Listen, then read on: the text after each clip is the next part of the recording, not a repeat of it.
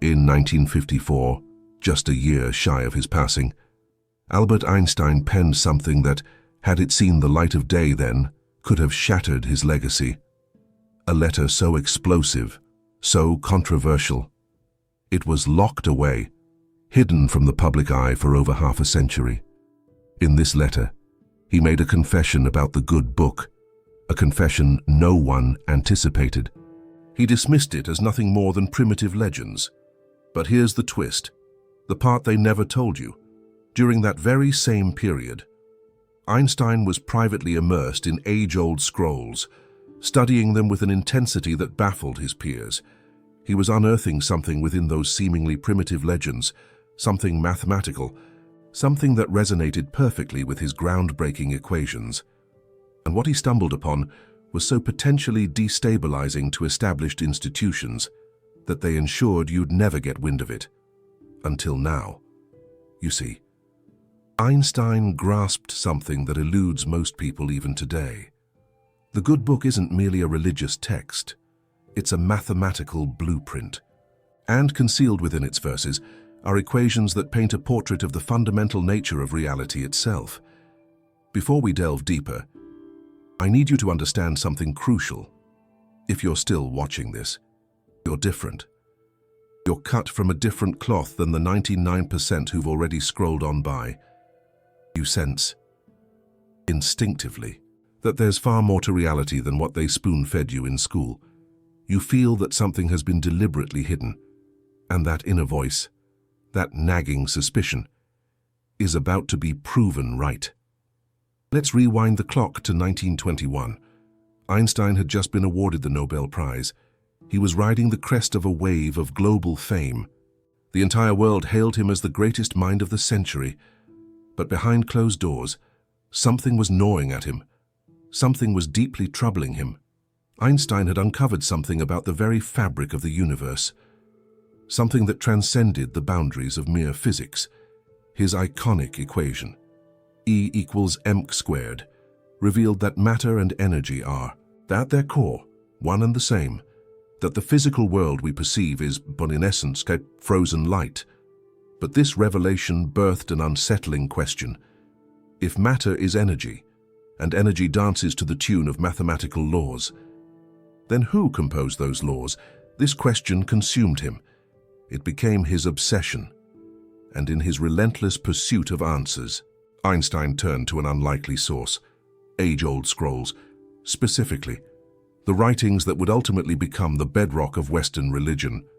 Now, here's where the story takes a truly intriguing turn. And I urge you to pay close attention, because what I'm about to reveal changes everything. Einstein discovered that the old Israelites had cleverly encoded mathematical knowledge within their sacred texts, not metaphorical fluff, but actual equations, the kind that accurately depict how the universe ticks, how it operates. Let me offer you a concrete example, one that will leave your jaw on the floor. In the Book of Beginnings, the creation narrative recounts the Almighty, speaking the universe into existence. Light, firmament, waters, earth, sounds like mythology, right? That's precisely what they want you to believe. But Einstein noticed a subtle nuance that others had overlooked. The sequence of creation in Genesis follows a precise mathematical blueprint, the very same blueprint that crops up in quantum physics when describing how reality springs forth from the quantum field. First, there's the unformed void, tohu va bohu in Hebrew, shapeless and desolate. In quantum physics, we refer to this as the quantum vacuum, an ocean of limitless potential, where nothing has yet solidified into a definitive form. Then, the Almighty proclaims, "Let there be light." And here's the equation they don't want you to see. The Hebrew word for light, or, carries a numerical value of 207 in a system known as gematria. When you plug this into the speed of light constant, you unearth a mathematical correlation that Einstein found impossible to dismiss as mere chance. But hold on, it gets even deeper. The ancient text recounts that the Almighty separated the light from the darkness. This isn't a whimsical tale about day and night. This is a depiction of wave function collapse, the instant when quantum possibilities bifurcate into concrete outcomes, light and dark, 1 or 0, the fundamental binary code that underpins all of reality. Einstein dedicated years to deciphering these patterns. He filled notebooks with meticulous calculations. He corresponded in secrecy with scholars fluent in both physics and ancient Hebrew. And what emerged from this deep dive was a revelation so earth-shattering, so paradigm-shifting, that even Einstein himself hesitated to broadcast it to the world. The authors of the Good Book, they knew physics, but not rudimentary physics, but advanced physics, the kind we only started to unravel in the 20th century. Now, you might be asking yourself, how is that even remotely possible? How could people from thousands of years ago comprehend concepts that our greatest minds have only recently stumbled upon? This is the very question that kept Einstein tossing and turning at night, and his response was nothing short of revolutionary. Einstein subscribed to what he termed cosmic religion. This wasn't religion in the traditional sense. He explicitly distanced himself from the notion of a personal deity, one who answers prayers and metes out judgment on souls. In his now famous letter from 1954, he branded such beliefs as childish superstition. But he did believe in something else, something he called the mind behind the universe, an intelligence that expresses itself through unwavering mathematical laws, an intelligence that, he strongly suspected, had been recognized by ancient civilizations, who then meticulously encoded this knowledge into their most sacred texts. Here's a direct quote from Einstein himself, one that they rarely share. He stated, "Everyone who is seriously involved in the pursuit of science becomes convinced that a spirit is manifest in the laws of the universe, a spirit vastly superior to that of man." Read that again. Our spirit manifest in the laws of the universe. Einstein wasn't an atheist. He was something far more compelling. He was a scientist who realized that the universe operates according to mathematical principles so breathtakingly elegant, so exquisitely precise, that they point to the existence of a cosmic intelligence. And he found echoes of this intelligence reverberating within the pages of the Good Book. Let me unveil another example, one that will truly blow your mind. The Hebrew alphabet isn't just a writing system. It's a mathematical cipher. Each letter carries a numerical weight. And when you apply these values to pivotal passages in the Good Book, you unearth hidden calculations. The opening word of Genesis, Bereshit, meaning in the beginning, harbors within it the value of pi, not an approximation of pi, but pi, calculated to multiple decimal places. Let that sink in for a moment. The ratio of a circle's circumference to its diameter, one of the most fundamental constants in mathematics, is encoded in the very first word of the most widely read book in human history. Coincidence? Einstein vehemently disagreed. He uncovered more. The golden ratio, phi, which permeates nature, manifesting in spiral galaxies, flower petals, and human DNA, is meticulously encoded in numerous biblical passages. The Fibonacci sequence, which elucidates how nature flourishes and evolves, surfaces within the structure of Hebrew poetry. These aren't ambiguous metaphors or loose interpretations. These are precise mathematical values, deeply embedded within ancient text. Einstein called this the cosmic code, and he believed that whoever wrote the Good Book, whether you call them prophets or poets or something else entirely, had access to knowledge about reality that we are only now beginning to recover. Now I need to pause here, because what I am about to reveal is why this information was suppressed for so long. You see, if Einstein had publicly declared that the Good Book contains advanced physics, two things would have happened. First, the scientific establishment would have crucified him. They would have called him senile, religious, irrational. His legacy as the father of modern physics would have been tarnished. Second, and more importantly, Religious institutions would have had to confront an uncomfortable truth. The good book they had been interpreting literally for centuries was actually a mathematical document. Their power came from being the sole interpreters of divine mystery. But if the good book was really about physics, then scientists, not priests, would hold the keys to understanding the Almighty. Neither side wanted this, so both sides made sure it stayed hidden.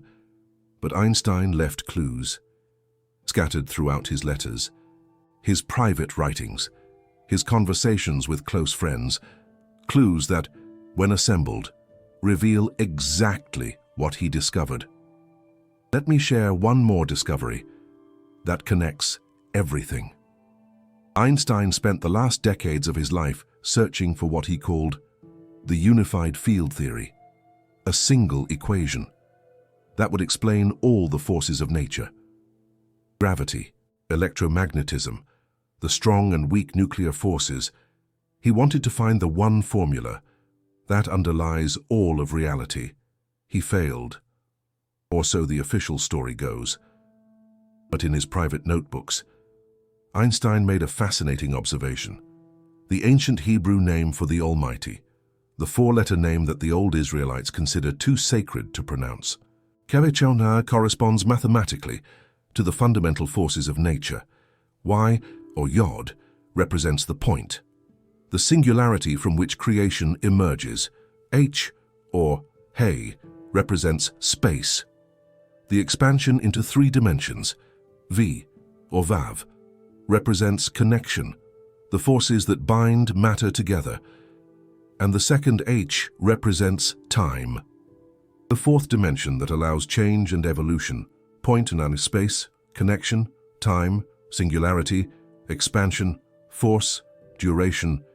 This is not metaphor. This is physics. The sacred name of the Almighty, according to Einstein's private notes, is actually a formula that describes how reality emerges from nothing into something, how the universe creates itself through mathematical principles. This is what they did not want you to know. The good book is not just a book of stories.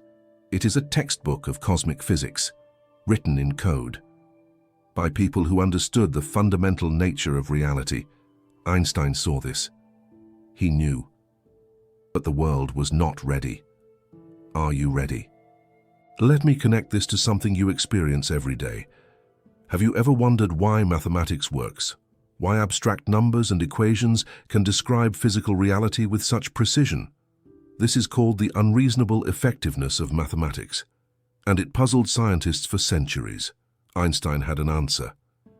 Mathematics works because mathematics is the language of creation itself. The same patterns that appear in equations also appear in nature, because both come from the same source. The ancient Hebrews called this source the Almighty. Einstein called it the cosmic intelligence. Quantum physicists call it the quantum field. The name does not matter. What matters is that it is real. It is mathematical, and it was known to the ancients. Now let me reveal something even more profound, something that directly connects Einstein to a discovery made centuries earlier. In 1623, the astronomer Galileo Galilei wrote something remarkable. He said, "Mathematics is the language with which the Almighty has written the universe." Einstein knew this quote. He studied Galileo extensively, and what he realized was that Galileo was not speaking metaphorically. Galileo had discovered the same truth. The universe is literally written in mathematical language. But here is what makes Einstein's discovery unique. While Galileo found mathematics in nature, Einstein found mathematics in scripture. The same patterns, the same ratios, the same cosmic code. It was as if two different pathways, science and religion, led to the same destination, the same hidden truth about reality. Einstein also studied another philosopher who shaped his thinking, Baruch Spinoza, the 17th century Dutch philosopher, who argued that the Almighty and nature are the same thing. When asked what he believed, Einstein famously replied, "I believe in Spinoza's the Almighty. Spinoza's the Almighty is not a bearded figure in the clouds.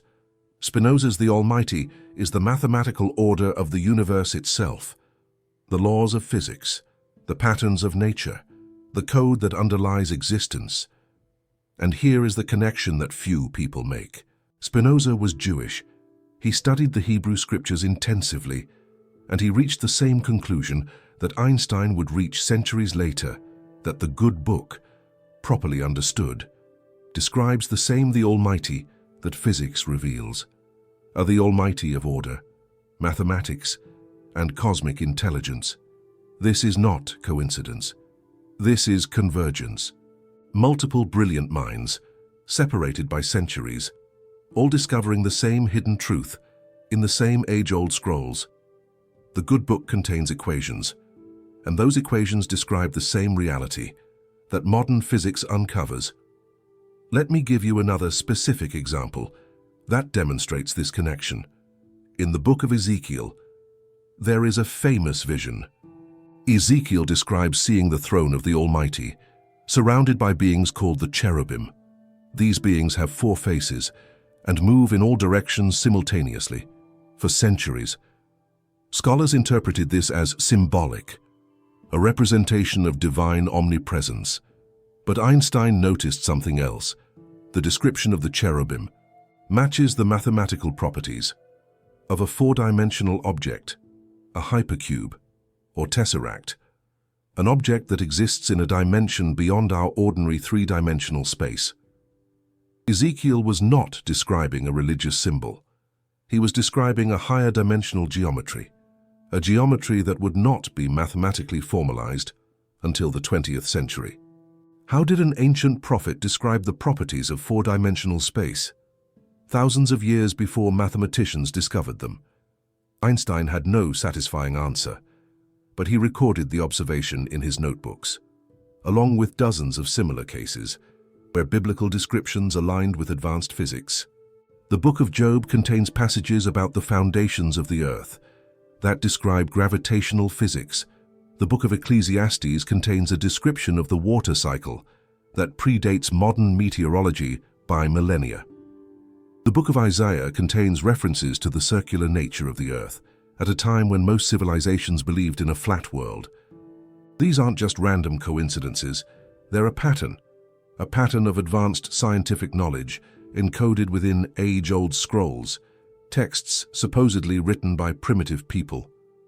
Einstein recognized this pattern, and it led him to a stunning hypothesis. What if the biblical authors weren't primitive at all? What if they possessed a form of knowledge we've lost, a direct connection to cosmic intelligence that allowed them to grasp truths that would take humanity thousands of years to rediscover?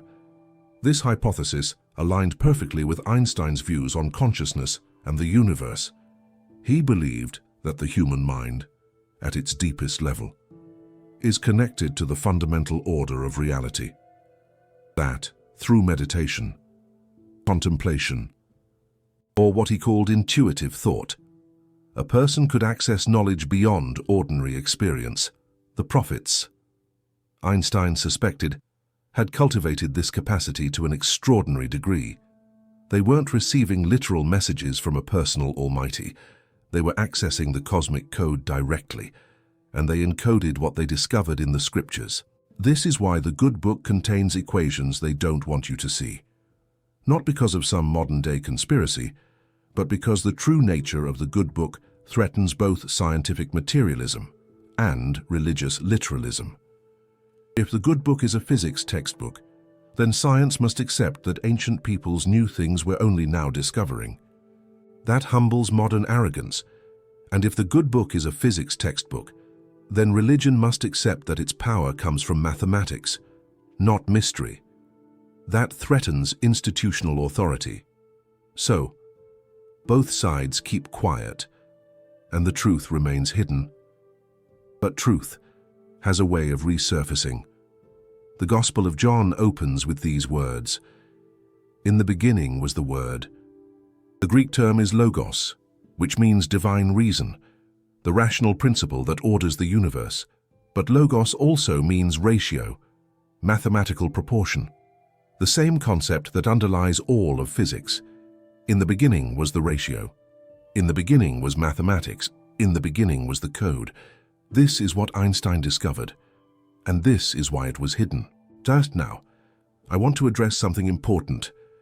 Some of you might be thinking, this sounds too convenient. You're finding patterns because you're looking for them. This is a fair objection. Our brains are pattern recognition machines. We can find meaning where none exists, but here's what makes Einstein's discovery different. He wasn't looking for religion in physics. He wasn't trying to prove the good book was true. Einstein was famously skeptical of organized religion. He called himself a deeply religious non-believer. He stumbled onto these patterns while doing physics. He noticed that his equations kept resonating with ancient descriptions of creation. He saw mathematical structures in texts that were supposed to be primitive mythology. This wasn't confirmation bias. This was a physicist finding physics where it wasn't supposed to exist. And that's precisely why it was so dangerous. If Einstein had published these findings, he would have overturned not just scientific materialism, but also religious literalism. He would have created a new paradigm, a universe that's both scientific and spiritual, mathematical and meaningful, physical and purposeful. The powers that control both science and religion had no place for this. So, they made sure it disappeared. But truth has a way of resurfacing. And here you are, watching this video, learning what Einstein really discovered. You're part of the 1% who seek truth regardless of where it leads. You sense that reality is deeper than what they taught you. And you're right. The good book contains equations. The universe is written in mathematics. And the old Israelites understood physics that we are only now recovering. Einstein knew this. Now, you know it too. But there's more. Because understanding isn't enough. The question is, what do you do with this knowledge? Einstein believed that recognizing this cosmic intelligence changes how you live. It fills you with what he called cosmic religious feeling, a sense of awe and humility before the mathematical majesty of existence. He wrote, "The most beautiful thing we can experience is the mysterious. It is the source of all true art and science. He to whom this emotion is a stranger, who can no longer pause to wonder and stand wrapped in awe, is as good as dead." This isn't about believing in an old man in the sky. It's about recognizing that the universe is ordered, that it follows laws, and that those laws are beautiful. It's about looking at an equation and seeing poetry, looking at nature and seeing mathematics, looking at age-old scrolls and seeing physics. When you develop this perspective, something shifts inside you. You stop feeling random and accidental. You start feeling connected to something vast and intelligent. Let me share one final piece of evidence that brings everything together. In 2018, Einstein's famous God letter was sold at auction for $29 million. This was the letter where he called the good book primitive legends. But very few people noticed something important about the context. Einstein wrote that letter in response to a book by philosopher Eric Gutkind. Gutkind had argued that the good book should be interpreted literally as divine revelation. Einstein disagreed with literal interpretation. He thought it was childish superstition to believe that a personal almighty wrote a book and handed it to humans. But notice what he didn't deny. He didn't deny that the good book contains truth. He didn't deny that it encodes profound knowledge. He rejected the literal interpretation, while affirming what he called the cosmic religious feeling that the text inspires. In other words, Einstein was saying that the good book isn't what most people think it is. It's neither the literal word of a personal almighty, nor a collection of meaningless myths. It's something far more interesting. A mathematical document that encodes cosmic knowledge. This is the Einstein they don't want you to know. Not the atheist materialist of popular imagination. Not the naive believer of religious propaganda. But a physicist who discovered that science and spirituality converge in the same equations. The same equations that are hidden in the good book. This is what Einstein found. This is his real legacy, not just E equals mc squared. but a vision of reality where science and spirituality are one. The good book contains equations they don't want you to see. Now, you have seen them. The question is, what will you do next? I want to offer you something right now. If this video has shifted your perspective, if you feel that electric recognition of truth, then I ask you to support this work. You see, making videos like this isn't easy. The research takes months. The suppressed information you're about to hear, it's not found in mainstream sources. I've had to dig deep, sift through archives, connect with scholars, piecing together fragments that powerful forces tried to scatter to the winds. When you click that super thanks button down below, you're not just tipping a content creator, folks. You are casting a vote for truth. You're saying this kind of knowledge, it deserves to exist. You're becoming part of a community that refuses to accept the sanitized, watered-down version of reality that they feed the masses. Einstein, he couldn't publish what he found, but we can, with your support. We will continue revealing what they tried so desperately to hide. Now, let me close with the most important point. Everything I've shared with you today is just the tip of the iceberg, the good book. It contains far more mathematical secrets than I could possibly cover in a single video. The connection between age-old wisdom and modern physics. It goes deeper than most people can even fathom. Einstein dedicated decades to this research. He left behind notebooks, letters, endless calculations, and the vast majority of it. It's never been made public, but we are changing that right here, right now. Video by video, revelation by revelation, we are assembling the pieces of a puzzle that literally rewrites human history. The old Israelites knew physics. They encoded it, right there, in sacred texts, and for centuries. This knowledge, it was tragically lost. Einstein, he rediscovered it. Now, we are sharing it with you. Subscribe. If you want to see what comes next, turn on those notifications so you don't miss a single revelation. And please, leave a comment. Let me know what you think. Here's my question for you tonight. Do you believe that age-old scrolls contain scientific knowledge that mainstream academia is deliberately ignoring? Or do you think I'm just seeing patterns, where patterns don't actually exist? I read every comment, and honestly, the discussion in the comments section, it often leads to amazing discoveries that shape future videos, Einstein once said. The important thing is not to stop questioning. Curiosity has its own reason for existing. Stay curious, my friends. Stay skeptical, but I stay open. The truth, it is stranger than fiction. And the good book, it contains equations they never wanted you to see. Remember what Einstein said. The universe is not only stranger than we imagine, it's stranger than we can imagine. And the good book, it contains the proof. Until next time.